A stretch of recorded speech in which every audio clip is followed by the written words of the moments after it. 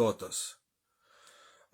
Važiuoja Daunų ekskursija, Daunai važiuoja autobusu palei Lietuvą ekskursija jam kažkokia tai. Vairuotojas vairuoja autobusą, kaip ir viskas gerai, bet nuvažiavus pusę kelio autobusas sugenda.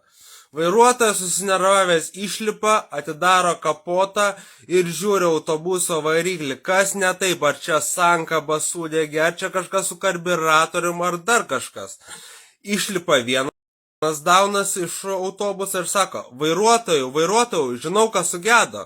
Vairuotojas sako, eik Daunai nahui, liks atgal autobusą, netrukdyk man ieškoti gedimo. Po to ten žiūri, dar ten tepalų visokias, ant ko jis sugedo. Ateina antras Daunas, sako, vairuotojau, žinau, kas sugedo.